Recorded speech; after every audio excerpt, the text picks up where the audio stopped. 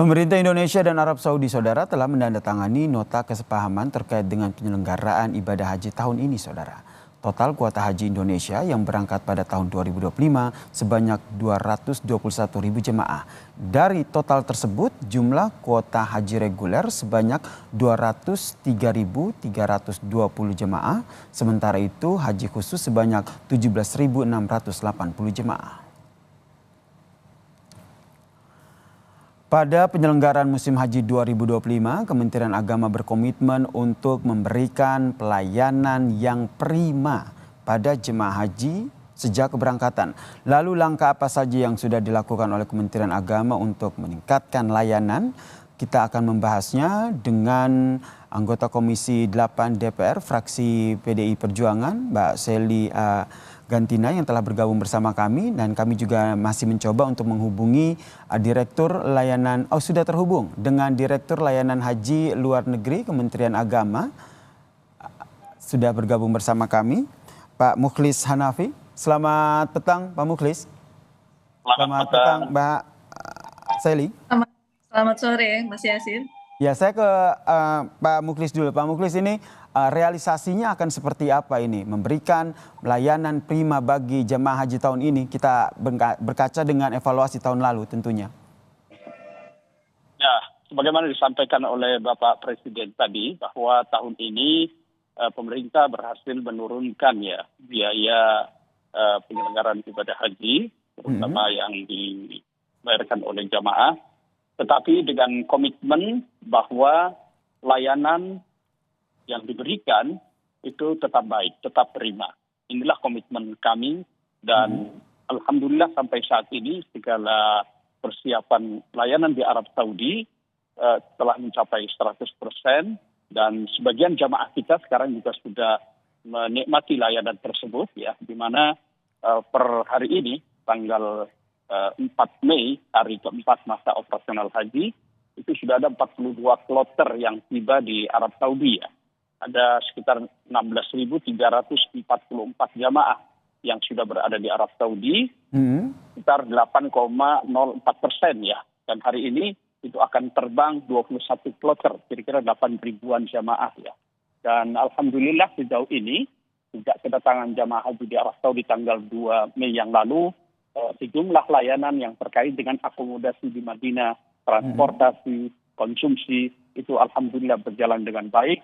Kalaupun ada masalah sedikit, berhasil kita komunikasikan karena persoalan haji ini lintas negara, sehingga kita juga berkoordinasi dengan otoritas Arab Saudi. Baik, Pak Mukhlis, persiapan itu sudah cukup. Kalau kita lihat, kalau berevaluasi dari penyelenggaraan haji tahun lalu, yang menjadi beberapa evaluasinya adalah tenda yang ada di Mina, tenda yang ada di Arafah, jumlah kapasitasnya yang akhirnya membludak di sana, kemudian soal makanan, hal-hal apa saja yang akhirnya sudah diperbaiki sehingga masalah tersebut tidak terulang lagi di tahun ini?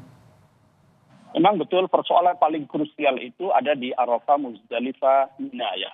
Oleh karenanya sejak dini kita sudah mengantisipasi, belajar dari tahun-tahun lalu, terutama untuk mengurai kepadatan yang ada di Muzdalifah, mengurai kepadatan yang ada di Mina, bagaimana haji yang kita berikan layanan itu tetap ramah lansia, maka sejak dini kami sudah menerbitkan keputusan Dirjen Penyelenggaraan Haji dan Umroh nomor 137 tahun 2025 tentang petunjuk pelaksanaan layanan khusus jamaah Indonesia pada fase Armusda. Di situ ada 3 program yang kita tawarkan. Yang pertama adalah murur. Jadi untuk mempercepat pergerakan dan menghindari kepadatan di Muzdalifah, 51.000 jamaah atau sekitar 25% itu akan dimururkan. Hanya melintas saja di Muzdalifah. Dia tidak turun langsung ke Mina. Begitu juga nanti di Mina ada 95 kloter, sekitar 37.497 jamaah yang akan ditanazulkan dari tenda-tenda mereka di Mina. Artinya mereka tidak menggunakan hak tenda mereka di Mina dan kembali ke hotel, dan di hotel yang dekat dengan Jamarat mereka akan mendapatkan layanan kesehatan, layanan akomodasi dan layanan konsumsi kita siapkan. Baik, Itu Pak Muklis, kemudian hari ini kita sama-sama menyaksikan Presiden Prabowo Subianto meresmikan terminal khusus umroh dan haji. Apa dampak langsungnya, apa yang bisa dirasakan langsung oleh jemaah haji yang berangkat tahun ini? untuk jamaah haji, terutama yang melalui Bandara Cengkareng ya, sejak beberapa tahun terakhir ini memang telah menikmati fasilitas layanan fast track ya yang disiapkan oleh pemerintah Arab Saudi atau Maksarut, sehingga proses mereka di Bandara Cengkareng, begitu juga yang ada di Surabaya dan di Solo, itu bisa lebih cepat ya. Mereka tidak perlu menunggu lama untuk proses imigrasinya. Bahkan nanti saat tiba di Bandara Madinah atau Jeddah pun mereka sudah bisa langsung karena sudah diselesaikan oleh pihak otoritas Saudi di Bandara Cengkareng dan Surabaya serta Solo itu. Baik. Jadi harapannya memang lebih memberikan kemudahan ya kepada jemaah haji, termasuk juga ke depannya untuk jemaah umroh. Memberikan kemudahan untuk jemaah haji. Saya ke Mbak Seli, pengawasannya seperti apa? Sehingga betul-betul tadi seperti yang disampaikan, pelayanan haji prima tahun ini bisa terrealisasi. Pengawasan dari DPR tentu saja dari mulai sebelum pemberangkatan, kemudian saat pemberangkatan, kemudian saat kita berada di Mekah, di Madinah, termasuk puncak haji itu ada di Al-Musna, Arafah, Musdalifah, dan Mina, dan terakhir adalah pasca kepulangan. Dan tentu DPR kita dibagi menjadi dua gelombang, atau ada dua kelompok, yaitu kelompok yang memang berangkat di awal, selisih 3 hari, yang fokus untuk memperhatikan pada saat kondisi jamaah sudah masuk di Mekah. Dan tentu saja kami juga mengapresiasi upaya-upaya yang dilakukan oleh Kementerian Agama, karena hari ini Kementerian Agama adalah pelaksana ibadah haji yang terakhir atau yang wada ya, karena tahun depan sudah dilakukan oleh Badan Penyelenggara Haji. Kami tentu berharap bahwa apa yang menjadi catatan Pansus Hak Angket Haji tahun lalu, tahun 2024, bisa direalisasikan terutama dari sisi pelayanan oleh Kementerian Agama. Kalau tadi ditanyakan bagaimana transportasi, kita mengalami delay berkali-kali sehingga mengganggu pada perputaran perjalanan para jamaah, baik itu pada saat mereka datang maupun kepulangan, sehingga di tahun lalu dari unsur ibadah saja para jamaah tidak bisa melaksanakan yang namanya arba'in di Madinah selama 8 sampai dengan 9 hari. Nah, tentu catatan ini sangat penting, jangan sampai pelayanan mengganggu ibadah mereka. Kalau hanya untuk fasilitas yang menyangkut dengan konsumsi, transportasi, kita masih bisa mengevaluasi. Dan hari ini juga saya mendapatkan informasi bahwa pemerintah Indonesia dalam artian Kementerian Agama sudah melakukan kerjasama dengan 8 syarikah atau 8 perusahaan yang akan melayani para jamaah Indonesia yang sebanyak 221.000 atau untuk regulernya 203.000. Kalau tahun lalu hanya ditangani oleh 2 syarikah, bahkan ada 1 syarikah yang tentu saja menjadi pelayanannya tidak maksimal, karena kami mengetahui untuk melayani 100.000 jamaah itu kan butuh personil yang sangat banyak. Dan saya juga harus menyampaikan kepada Kementerian Agama berikutnya bahwa masalah pembiayaan haji yang hari ini sedang dibahas pun tidak boleh luput. Kalau tadi Pak Presiden menyampaikan sudah ada kerjasama untuk membangun kampung haji di Saudi, dan diberikan fasilitas sana sebesar 50 hektar dan konsensus 100 tahun, tentu ini menjadi bagian yang harus dipikirkan secara matang agar ke depan kalau itu bisa dilaksanakan, maka BPIH, biaya penyelenggaraan ibadah haji, dan BIPIH, biaya perjalanan ibadah haji jamaah, harus bisa berkurang. Bisa berkurang lagi ya, karena salah satu solusi yang ditawarkan agar biaya haji ini bisa diturunkan adalah melobi pemerintah Arab Saudi untuk membangun perkampungan haji kecil di sana. Sebenarnya ini kan sudah lama isu ini mencuat, tapi informasinya kendalanya adalah bagaimana regulasi ataupun lobby-lobby dengan Arab Saudi. Ini update-nya seperti apa? Ya, saya mengakui bahwa ada kesusahan dari pemerintah Indonesia untuk bisa melakukan lobby, karena regulasi yang hari ini yang kita pergunakan ada 2 undang-undang, yaitu Undang-Undang Penyelenggaraan Ibadah Haji dan Undang-Undang Pengelolaan Keuangan Haji, yang membatasi kepada BPKH selaku Badan Pengelola Keuangan Haji untuk bisa melakukan investasi langsung di Saudi Arabia. Tentu ini akan menjadi beban kepada para jamaah. Pada saat kita penetapan BPIH dan BIPIH setiap tahun, kita mengetahui bahwa untuk penetapan BIPIH itu kan bukan ditentukan oleh rupiah, tetapi ditentukan oleh kurs dolar maupun SAR atau real.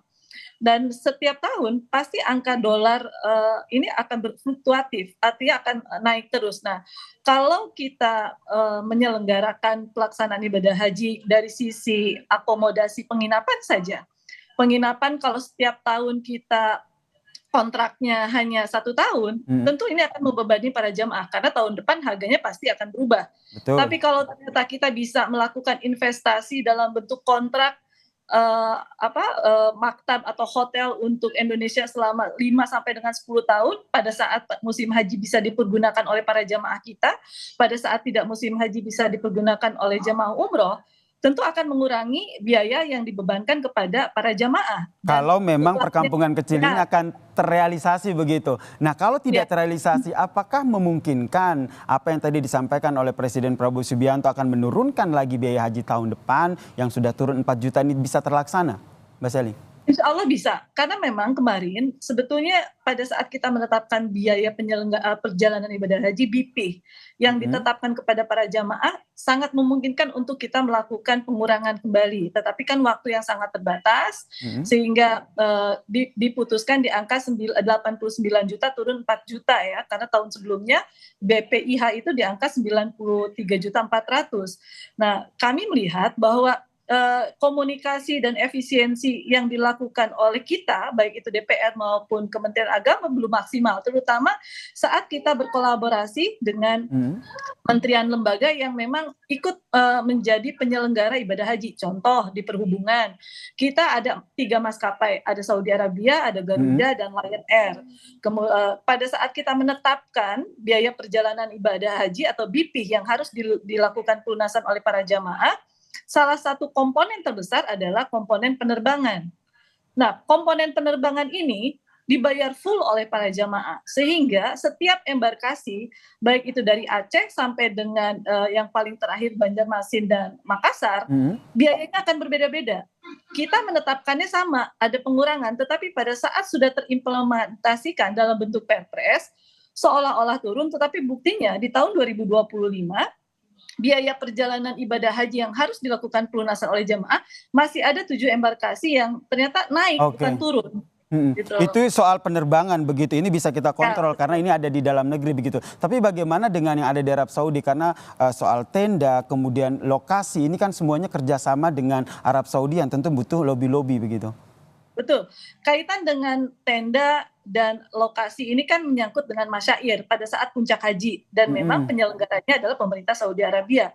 Tetapi komponen terbesar itu justru bukan cuma masyair, tetapi adalah pada saat mereka ada 42 hari di luar puncak haji hanya 5 hari. Sisanya baik itu di Mekah dan maupun Madinah, kita kan menyewa beberapa hotel yang ada di sekitar Mekah, yang paling jauh itu jaraknya mungkin sekitar 4 km, sementara di Madinah yang paling jauh itu jaraknya 1 km. Nah, setiap tahun kita selalu melakukan kontrak yang harganya selalu berbeda-beda. Nah, kalau tahun depan dengan perubahan undang-undang pengelolaan keuangan haji dan penyelenggaraan ibadah haji itu mudah-mudahan tahun ini ini sudah kita selesaikan, mungkin sekitar bulan September atau bulan Oktober, maka pemerintah Indonesia bisa melakukan investasi di mana mungkin nanti untuk penginapan kita bisa kontraknya untuk 10 tahun sampai dengan 20 tahun. Oke, jadi jangka panjang begitu ya. Tentu saja harapannya, karena kekhawatirannya jangan sampai biaya haji diturunkan, fasilitasnya malah terganggu begitu, sehingga berdampak pada ibadah haji. Semoga ini tidak terjadi dan kita harapkan penyelenggaraan haji tahun ini berjalan dengan lancar ya. Terima kasih anggota Komisi 8 fraksi DPR dari fraksi PDIP, Mbak Sally, telah bergabung bersama kami di Kompas Petang, dan tadi sebelumnya ada Pak Muklis Hanafi dari Direktur Layanan Haji Luar Negeri yang juga telah memberikan informasinya di Kompas Petang. Salam sehat Mbak Sally. Salam sehat semua.